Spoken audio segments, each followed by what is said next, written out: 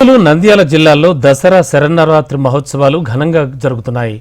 నవరాత్రి ఉత్సవాల్లో భాగంగా అమ్మవారు శ్రీశైలం మహానందిలో స్కందమాత దుర్గా అలంకరణలో భక్తులకు దర్శనమిచ్చారు. స్కందమాతను దర్శించుకుంటే శత్రుజయం కలుగుతుందంటున్నారు ఆలయ వేద పండితులు. భక్తులకు అన్ని సౌకర్యాలు కల్పించామన్న ఆలయ అధికారులతో మా ప్రతినిధి హరికిషన్ ఫేస్ టు ఫేస్.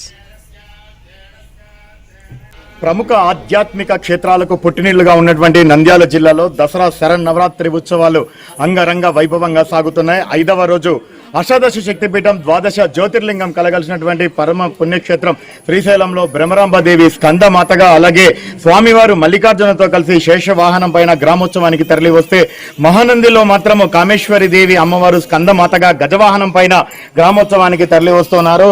అమ్మవారిని దర్శించి ప్రత్యేకంగా మొక్కులు చెల్లించుకునేందుకు పెద్ద సంఖ్యలో భక్తులు సైతం తరలి వస్తున్నటువంటి పరిస్థితి ఉంది. మరి దసరా నవరాత్రి ఉత్సవాల్లో 5వ రోజు విశిష్టత ఏంటి? ఈ రోజు స్కందమాతను దర్శించుకుంటే ఎటువంటి ఫలితాలు కలుగుతాయి? ప్రధానంగా అమ్మవారు స్కందమాతగా ఎందుకు అవతారం ఎత్తుతారో తెలుసుకున్న ప్రయత్నం కూడా ఒకసారి చేద్దాం. ప్రస్తుతం ఆలయ వేద పండితులు రవిశంకర్ అవధాని ఉన్నారు. స్వామి, చెప్పండి, స్కందమాత దుర్గా అంటే అర్థం ఏంటి? ఆమె ఎందుకు ఈ అవతారం? నమో మహానందీశ్వరాయ. మనం నవరాత్రి ఉత్సవాలంటేనే కూడా దుష్ట శిక్షణకు సూచనంగా ఈ యొక్క నవరాత్రి ఉత్సవాలు అనేటువంటిది మనం వైభవంగా అమ్మవారికి ప్రీతిగా నిర్వహిస్తూ ఉంటాము. ఒక్కో రోజు ఒక్కో అలంకారంలో ఉండేటువంటి అమ్మవారు ఈరోజు పంచమీ తిథిలో ఉండేటువంటి అమ్మవారు. పంచమీ తిథి అంటే అమ్మవారికి అత్యంత ప్రీతికరమైనటువంటి, ఎందుకంటే పంచమి పంచభూతేషి పంచసంఖ్యోపచారిణి అని చెప్పి మనకి లలితా సహస్రనామంలో మనం అమ్మవారిని అర్చిస్తాం. అంటే ఆ యొక్క పంచమీ తిథి నాడు అమ్మవారు విశేషమైనటువంటి కళలను ఆవాహన చేసుకొని ఉంటుంది అని చెప్పి దాని అర్థం. ఆ రకంగా ఈరోజు అలంకార పరంగా చూసుకుంటే కూడా మనకి స్కందమాత దుర్గా అనేటువంటి అలంకారంలో అమ్మవారు ఉంటుంది.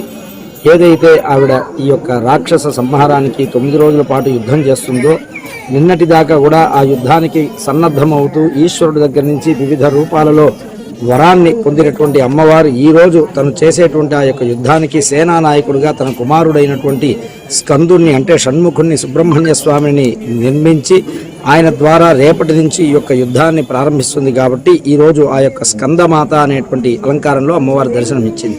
అమ్మవారిని దర్శించుకున్న ఎటువంటి ఫలితం కలుగుతుంది? ప్రధానంగా స్కందమాత, ఈ యొక్క స్కందమాత దుర్గా అనేటువంటి అమ్మవారిని ఆరాధించడం వల్ల మనం చేసేటువంటి శత్రువులు ఎవరైతే ఉంటారో, మనల్ని ఇబ్బంది పెట్టేవారు, వారిపై నుంచి మనం విజయాన్ని సాధించడానికి కావలసినటువంటి శక్తిని అమ్మవారు ప్రసాదిస్తుంది. అట్లాగే మనం అనేక రకాలుగా చేసేటువంటి పోరాటాలు కానీ ఇతర రకాలైనటువంటి ఇబ్బందులు కానీ కలిగినప్పుడు అందులో నుంచి మనం బయటపడాలి అంటే ఈ యొక్క స్కందమాత అనేటువంటి అలంకారంలో కొలువు తీరినటువంటి అమ్మవారిని ఆరాధిస్తే గనక మనకి సర్వత్రా విజయాన్ని ప్రసాదిస్తుంది.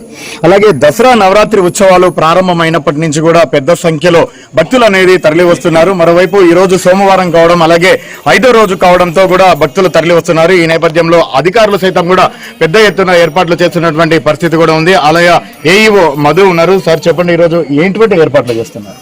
ఓం శ్రీ మహానందీశ్వరాయ నమః.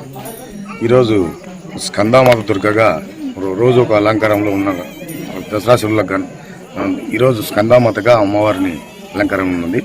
భక్తులు ఈ దసరా శివుల సందర్భంగా దసరా శరణార్థుల్లో బాగా విపరీతంగా పెరిగారు.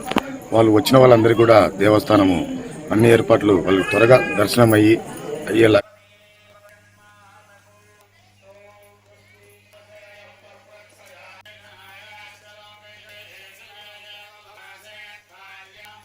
Yes,